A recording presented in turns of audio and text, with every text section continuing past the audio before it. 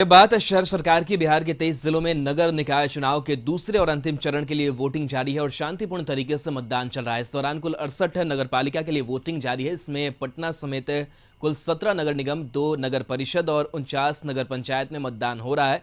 Voting सुबह 7 बजे से शाम 5 बजे तक होगी। पटना नगर निगम के लिए वोटिंग जारी है। पटना में 1891 बूथों पर मतदान हो रहा है। तो ये तस्वीर आपको दिखा रहे हैं शहर सरकार की। नगर निकाय चुनाव को लेकर के मतदान की प्रक्रिया चल रही है। सुबह 7 बजे से ही कड़ी सुरक्षा के बीच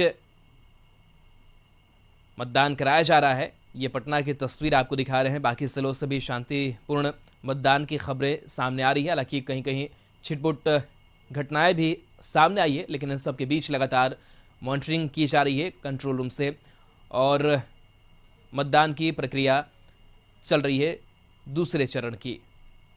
तो अंतिम चरण है यह, और ये आप डब्बे भी देख पा रहे होंगे और मतदान की प्रक्रिया चल रही है। पटना की अगर बात करें तो 1891 मतदान केंद्र यहाँ पर बनाए गए हैं, जहाँ पर शाम 5 बजे तक वोट डाले जाएंगे। हालांकि कई ऐसे भी जगह हैं जहाँ शाम के 3 बजे तक ही वोट डाले जाएंगे। नगर निगम चुनाव के लिए वोटिंग जारी है।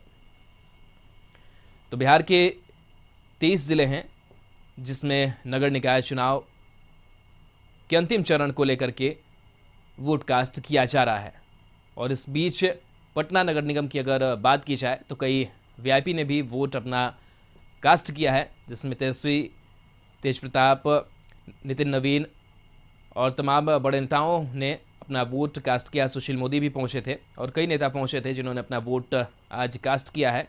और पटना को सुंदर बनाने की कल्पना लोगों की भी है।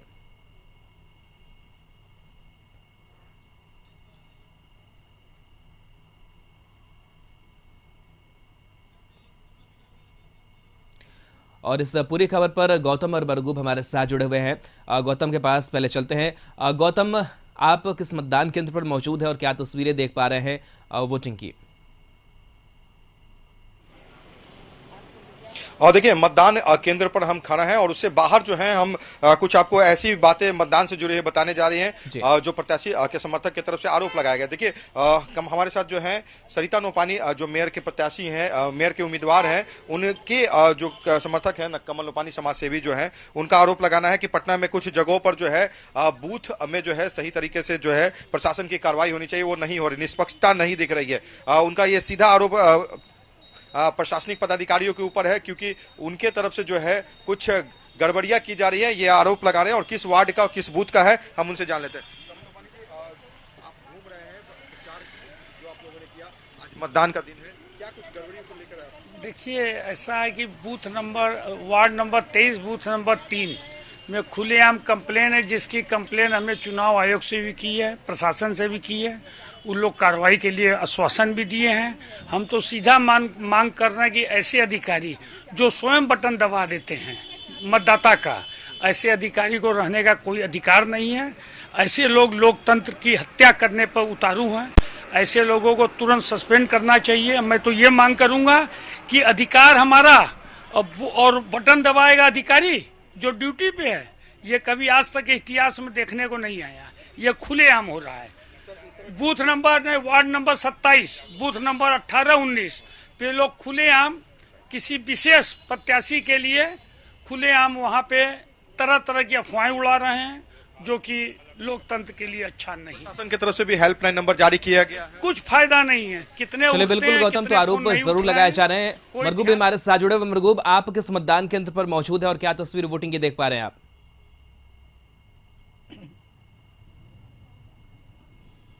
देखा, इस समय राजभवन जो मतदान केंद्र है, मैं वहाँ मौजूद हूँ। ये वीवीआईपी मतदान केंद्र है। यहाँ राज्यपाल के साथ मुख्यमंत्री नीतीश कुमार भी अपने मताधिकार का प्रयोग करते हैं। राज्यपाल मताधिकार का प्रयोग देख कर चुके हैं। मुख्यमंत्री नीतीश कुमार के आने की हम लोग प्रतीक्षा कर रहे हैं। इस समय जो नज़ारा हम आपको दिखा रहे हैं, अब यहाँ धीरे धीरे लोग निकल रहे हैं वोटिंग के लिए अपने घरों से। परसेंटेज बहुत कम है वोटिंग का, हम आपको बता रहे हैं। परसेंटेज अभी तक जो स्थिति है वो यही लग रहा है कि शायद वोटिंग का परसेंटेज अगर 30% तक शाम तक चला जाए तो ये बहुत हो जाएगा और ये अपने आप में बड़ी बात है। और अब लेकिन वोटिंग का परसेंटेज बढ़ने की संभावना है, चूँकि ठंड बहुत ज़्यादा है पटना में, आज धूप अभी खिली है, महिलाओं की तादाद अच्छी खासी है, ये वीवीआईपी कह सकते हैं मतदान केंद्र है। कड़ी सुरक्षा के बीच मतदान चल रहा है, त्रिस्तरीय सुरक्षा व्यवस्था की जा रही है, पर्ची यहाँ चेक हो रहा है, उसके बाद ये लोग जा रहे हैं, अब वोटिंग करने के बाद आ रहे हैं और वोट कर रहे हैं। तो सीधे तौर पर कहा यही जा सकता है कि अब धीरे धीरे राहुल मतदान में कह सकते हैं लोग अपने मतदान केंद्र पर पहुंच रहे हैं और अपने मताधिकार का प्रयोग कर रहे हैं। अगर आप मतदान 11 बजे तक अगर आप मतदान प्रतिशत की बात करेंगे तो मतदान प्रतिशत सिर्फ 14% हो पाया है और अभी अभी चूंकि 1 बज गया है, तो जो इस 2 घंटे का मतदान प्रतिशत हमारे पास आ रहा है वो मतदान प्रतिशत महज 18 से 19% के आसपास आ रहा है। तो आप समझिए कि अब निश्चित तौर पर मौसम बहुत ठंड था, टेम्परेचर बहुत लो है। आज सबसे बड़ी बात है कि हवा में कनकनी है, जिसके कारण लोग नहीं निकल पा रहे हैं और यही कारण है कि अब लोग, चूंकि धूप थोड़ी खिली, हालांकि धूप में अभी भी वो गर्मी नहीं है, अभी भी ठंड बहुत है, लेकिन फिर भी अब महिलाएं निकल रही हैं। तो फिलहाल देखना होगा इसका परसेंटेज, वोटिंग और परसेंटेज कम है, इसका सीधे तौर पर मैं आपको बता रहा हूँ, इसका सीधे तौर पर रिजल्ट पर असर पड़ने की संभावना है। ये अपने आप में बड़ी बात है। फिलहाल देखना होगा 5 बजे शाम तक जब वोटिंग खत्म होती है तो वोटिंग और परसेंटेज कितना हो पाता है और किस तरीके से पटना के लोग अपने मताधिकार का प्रयोग कर पाते हैं, कितने प्रतिशत कर पाते हैं। बिल्कुल, तो फिलहाल जो भी मरगूब देखने को नहीं मिल रहा है क्योंकि ठंड का वक्त है। एक बार फिर से गौतम के पास चलेंगे और गौतम से जानने की कोशिश करेंगे। गौतम, आप कुछ आरोपों की बात कर रहे थे, बहरहाल उससे इतर अगर बात करें मतदाताओं की, तो किस तरीके से आप जिस मतदान केंद्र पर मतदाता उत्साहित नजर आ रहे हैं, किस तरीके से वोटिंग हो रही है? तो चलिए एक बार फिर से जुड़ रहे हैं हम। गौतम, आप जिस मतदान केंद्र पर है, मतदाताओं की अगर बात करें उनके लिहाज से, तो किस तरीके से उनके अपने मन के मुद्दे हैं और वो वोट कास्ट कर रहे हैं? देखिए, जो लोग, आपने क्या मतदान किया? चलिए देखिए, कुछ वोटर हैं यहाँ मतदान करके जा रहे हैं। क्या कुछ सोच के साथ मतदान किया है? एक नगर निगम के नागरिक के नाते क्या कुछ सुविधा आपको नहीं मिल रही जो अभी मिलना चाहिए आपके वार्ड पार्षद या डिप्टी मेयर और मेयर? देखिए, मिलना चाहिए, जो मिल रहा है, जो मिल ही रहा है। सड़क, पानी, ये सब समस्याएं जो होती हैं, क्या इस वार्ड में सभी चीज ठीक है? ठीक है।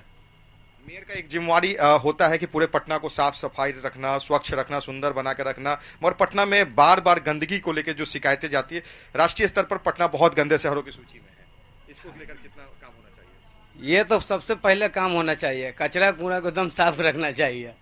आने वाला मेयर, अभी जो मेयर अभी ये चुनाव हो रहा है, उसको देखें कैसा स्वस्थ रखता है पटना को, इस सोच के साथ अपने। हाँ, कुछ और भी वोटर्स हैं यहाँ पे मतदान करके जा रहे हैं। भाई साहब, जा रहा हूँ अभी। अच्छा, मतदान करके आऊंगा तो इंटरव्यू लीजिएगा। तो ये एक चीज, एक सोच होगी एक पटना के नागरिक के नाते कि क्या कुछ आपके पटना में हो, वैसे सुविधा देने वाले कौन प्रत्याशी हो सकते हैं और क्या कुछ समस्या आप लोगों ने झेला 5 साल तक? 5 साल तक क्या झेला? 5 साल तक हर आदमी इंसान तो मतलब झेलते ही रहा है कुछ न कुछ। हर चीज, कोई चीज परिपूर्ण नहीं है, कहीं ना कहीं कमी रहती है। हर प्रत्याशी जीतने के बाद ये कर देंगे, वो कर देंगे, लेकिन परिपूर्ण कोई नहीं होता। इस बार जिम्मेवारी मेयर के ऊपर दी गई है, आप उनको चुनेंगे अगले 5 साल के लिए और अगले 5 साल में फिर से अगर उनको आना है तो काम करना होगा। ये वादा जो आप बता रहे हैं, ये डायलॉग, ये पहले भी हो चुका है। मुझे जिम्मेवारी है, मैं काम करूंगा। उसके पहले मैं जिम्मेवारी दीजिए, मैं सारा चलिए, बिल्कुल, तो अपनी आकांक्षाएं हैं जनता की, लोगों की। बने रहिए। मरगूब के साथ भी एक बार जुड़ जाते हैं। मरगूब, आप कह रहे थे कि उत्साह उतना नजर नहीं आ रहा है और थोड़ी सी चिंता का भी विषय है कि 18% तक ही अभी जो मतदान है वो किया गया, हालांकि 5 बजे तक वक्त जरूर बचा हुआ है। तो क्या लग रहा है कि मतदान का जो प्रतिशत है वो बढ़ेगा? फिलहाल तस्वीर कैसे?